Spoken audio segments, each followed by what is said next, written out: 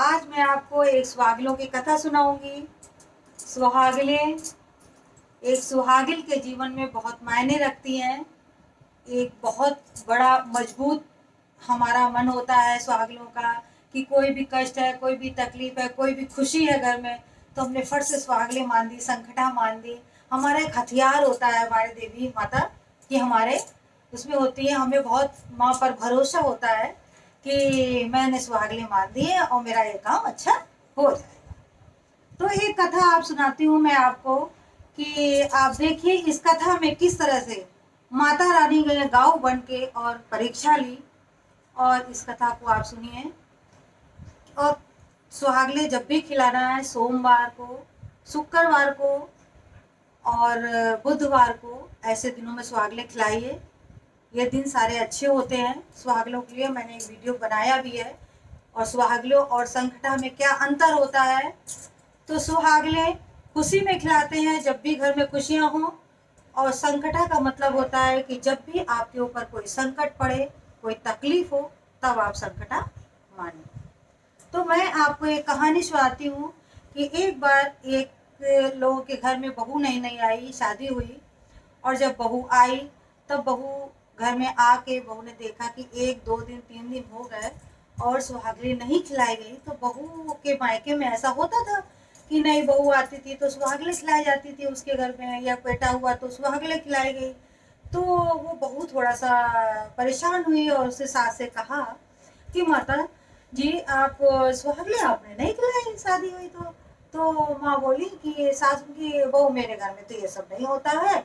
और तो बहू बोली आपने नहीं सुना सुहागले के? नहीं सुना तो है, हमारी सास सास करती थी पहले, अपने घर में सब होता था, लेकिन हमने ये सब नहीं किया। भगवान की कृपा है, सब अच्छा है, कोई तकलीफ नहीं है, सब कुछ सही है और हमें सब बवाल नहीं।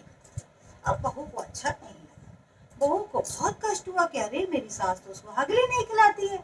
और उसको ये सब बड़ा अच्छा लगता था क्योंकि उसके मायके में होता रहता था। अब वो बड़ी परेशान हुई। अब वो 2 दिन 4 दिन 5 दिन 15 दिन हो गए और वो मन में सोचती रही कि बताओ हमारी शादी हुई है, हमारी सास ने सुहागली नहीं खिलाई। तो एक दिन क्या हुआ कि पड़ोस से एक लोग आई और सास घर में थी नहीं। तो पड़ोस से बात ऐसी करने लगी तो बहू ने ऐसे ही कह दिया कि हमारे मायके में होता है कि जब नई शादी होती है तो सुहागले खिलाई जाती हैं। तो उन्होंने कहा कि हाँ होता तो हम लोगों के यहाँ भी है, तो हमारी मम्मी ने नहीं किया। तो लेकिन मेरे मन में लगता है कि सुहागले खिलाना चाहिए, मेरी नई शादी हुई। तो वो बोली कि अरे बेटा परेशान मत हो, ऐसा कर लो कि तुम जो है मिठाई उठाई मंगा लो, बना लो, जो भी कर लो, और वो जो है मंदिर में ले जाओ, दुर्गा मंदिर में, और वहाँ पर जो है बहुत गरीब औरतें बैठी रहती हैं और उनमें सुहागले 7 सुहागलों को तुम वो चीज दे दो, बांट दो, बराबर बराबर हिस्से में बांट दो, और तुम्हारा मन पूरा हो जाएगा, तुम्हारा दान भी हो जाएगा और इच्छा तुम्हारी पूरी हो जाएगी जो तुम्हारे मन में होगा। तो वो बोले कि ठीक है आपने अच्छा बताया, माँ जी आएंगे, माँ जी से पूछ लेंगे और हम ऐसा कर लेंगे। अब जब उसकी सास आई तो उसने सास से बताया कि माँ मैं ऐसा ऐसा करना चाहती हूँ कि मैं मंदिर में जाके सुहागिनों को दान करना चाहती हूँ मिठाई। तो वो कहने लगे सुहाग का सामान। तो उनकी माँ को फिर गुस्सा आ गया। वो कही अरे बेटा कहाँ ये सब तुमने सीखा है, फालतू का काम करती हो, और हमने ये सब बता दिया, ये सब नहीं किया है हमने, और तुम भी ये सब मत करो, बवाल में मत पड़ो, और तुम शांति से रहो आराम से, कहीं कुछ नहीं होने वाला, सब कुछ अच्छा है। बहू शांत होकर बैठ गई। उसका मन दुखी हुआ लेकिन वो बोली कि आप तो ससुराल में आ गए और जो मेरी सासू माँ कहेगी वही मुझे करना पड़ेगा। भाई बड़ों का अभी तो नई नई शादी हुई है, हमें इन्हीं की बात माननी है। वो चुप होकर बैठ। एक दिन क्या हुआ कि उसके बाप और उसके ससुर और उसका आदमी दोनों खेत पे गए हुए थे। और खेत पे जाने पे वहीं पास में एक जो है गाय मरी हुई पड़ी थी। गाय मरी हुई पड़ी थी। तो अब जो जिसकी गाय थी वो अपना ढूंढता ढूंढता वहां पहुंचा तो उसने देखा गाय हमारी मरी पड़ी है। तो उसने उन दोनों के ऊपर इल्जाम लगा दिया कि तुम्हारी गाय, हमारी गाय जो है तुम्हारे खेत को चर रही थी, इसलिए तुमने हमारी गाय को मार दिया। तो वो कहला नहीं नहीं, हम लोगों ने तो गाय को छुआ भी नहीं है, गाय इधर आई भी नहीं है हमारे पास, हम क्यों मारेंगे? बोले नहीं नहीं तुमने मारा है गाय को, अब तुम मानो या ना मानो तुम्ही ने मारा है गाय को। अब उन्होंने जो है अपना कंप्लेंट कर दी, पुलिस में जो है रिपोर्ट लिखा दी और पुलिस आ गई और पुलिस ने भी मान लिया कि ये सही बात है, गाय को इन्हीं दोनों लोगों ने मारा है।